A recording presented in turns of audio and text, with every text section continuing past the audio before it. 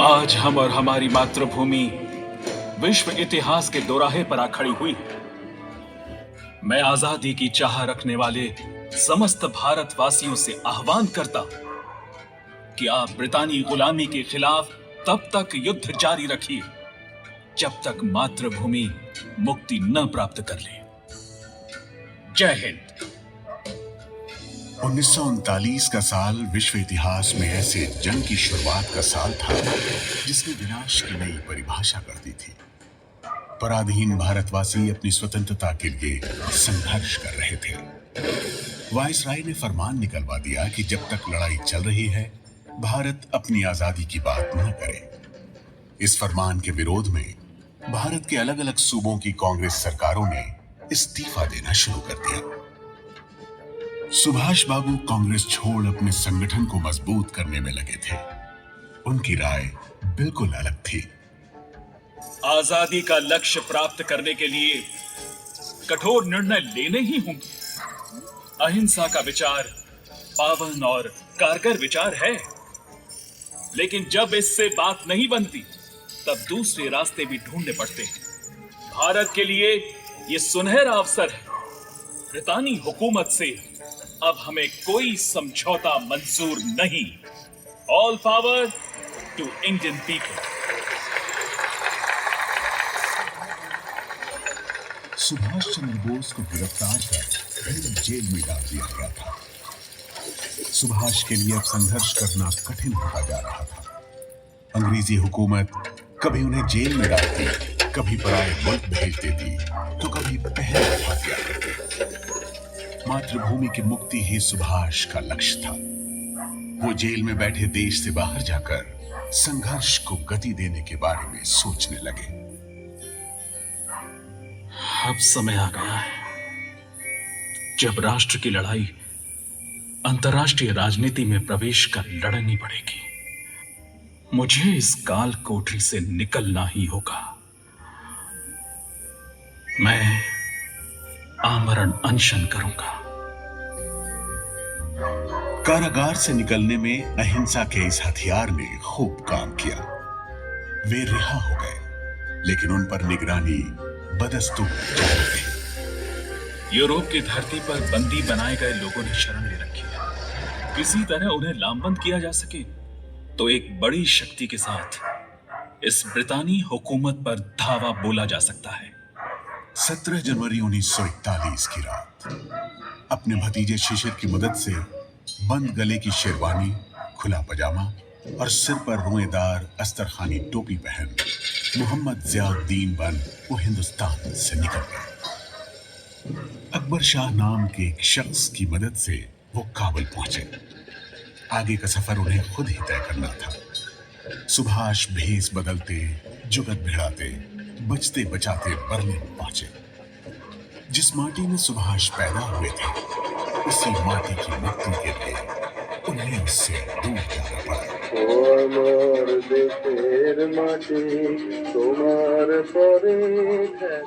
23 जनवरी 1897 को, जिस वर्ष महारानी विक्टोरिया के राज का स्वर्ण समारोह मनाया जा रहा था, बंगाल प्रेसिडेंसी के कटक में सुभाष का जन्म हुआ।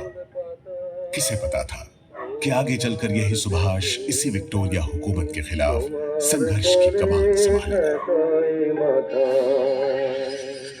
बचपन द्वंद से भरा था। मन में सवाल उठते और मिटते जाते। 15 साल की आयु में विवेकानंद के विचारों से उनका परिचय हुआ, जिसका उनके व्यक्तित्व पर गहरा प्रभाव पड़ा। मातृभूमि आराध्य है, प्रत्येक भारतीय सहोदर है और भारत की मुक्ति जनशक्ति पर है।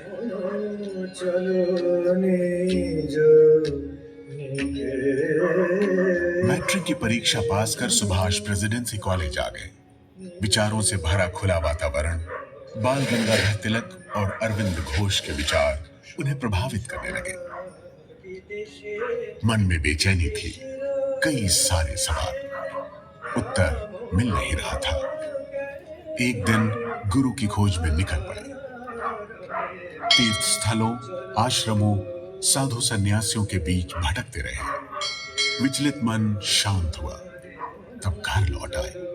गुरु तो नहीं मिला था, लेकिन संशय के बादल थोड़े छट गए थे। मन में मातृभूमि और उसकी मुक्ति की बातें घूमने लगी थी कि तभी पिता ने फरमान सुनाया कि सुभाष, तुम कैम्ब्रिज जाओ और आईसीएस की परीक्षा दो। सुभाष दुविधा में जरूर पड़े, लेकिन पिता के आदेश को ना नहीं कह सके और समुद्री जहाज से इंग्लैंड के लिए रवाना हो गए। दूर जाते जहाज से सुभाष अपनी मातृभूमि को एक टक कैम्ब्रिज का सत्र आरंभ हो गया था, फिर भी उन्हें दाखिला मिल गया। सुभाष जी जान से जुट गए और आईसीएस की परीक्षा पास कर ली। मन को फिर द्वंद्व ने आ घेरा। मन की बात सुनूं या पिता के आदेश पर चलूं? मातृभूमि मुझे बुलाती है, मुझे जाना ही होगा। लोग पागल समझेंगे तो समझे, मातृभूमि की मुक्ति के लिए कष्ट तो उठाना ही पड़ेगा। सिविल सेवा से त्याग पत्र देकर वे लौटे और गांधी जी से मिलने के बाद देशबंधु चित्तरंजन दास से मिलने पहुंच गए। चित्तरंजन दास से पहली मुलाकात के बाद उन्हें लगा मानो गुरु मिल गए हो। सुभाष चित्तरंजन दास के सिपाही बन स्वतंत्रता आंदोलन में कूद पड़े।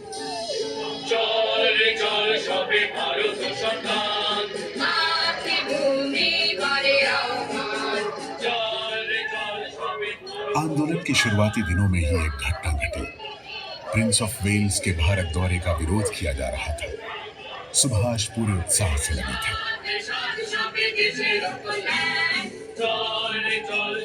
गिरफ्तारियां हो रही थी कि तभी खबर मिली कि देशबंधु जी की पत्नी वासंती देवी गिरफ्तार कर ली गई। वे दुखी मन से देशबंधु जी के पास पहुंचे। उन्हें पीड़ा इस बात की नहीं थी कि वासंती देवी को गिरफ्तार कर लिया गया, बल्कि दुख इस बात का था कि उन्हें गिरफ्तार क्यों नहीं किया गया। उनकी यह इच्छा जल्द ही पूरी हो गई। सुभाष को देशबंधु जी के साथ अलीपुर सेंट्रल जेल में बंद कर दिया गया। फिर तो जब तक हिंदुस्तान में रहे, जेल जाने का सिलसिला लगा रहा।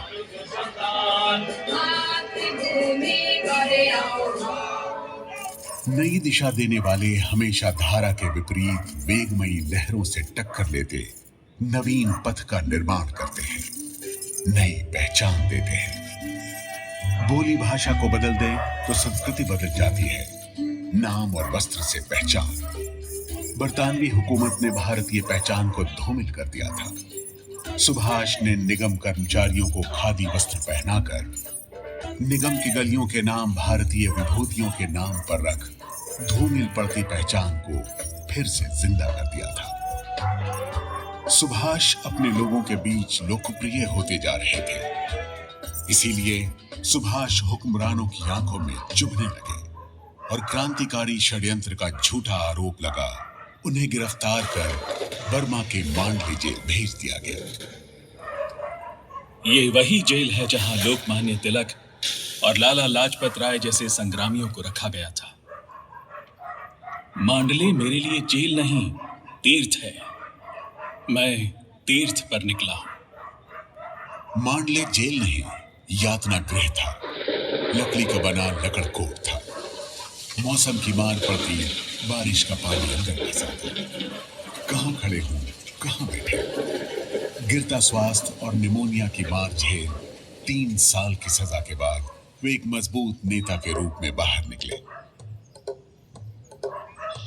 सुभाष युवाओं के चहेते बन गए थे। उनकी उपस्थिति युवाओं में जोश भर देती थी। गांधी जी जब एकांत में चिंतन कर रहे थे, तब सुभाष ने स्वतंत्रता संग्राम की गति को बनाए रखने में आगे बढ़कर योगदान दिया। मिल मजदूरों को संगठित किया, साइमन कमीशन का विरोध किया, विदेशी वस्तुओं का बहिष्कार। सुभाष युवाओं और श्रमिकों के चहेते बन गए। उनकी उपस्थिति सभाओं में जोश भर देती थी। अपने पिता के साथ चले संग्राम में तो सुभाष जीत गए, लेकिन स्वाधीनता संग्राम की भूमि पर राष्ट्रपिता खड़े थे। व्यास नदी का किनारा था और ऊपर स्वतंत्रता संग्राम का झंडा लहरा रहा था। गांधी जी ने संपूर्ण स्वाधीनता का प्रस्ताव रखा।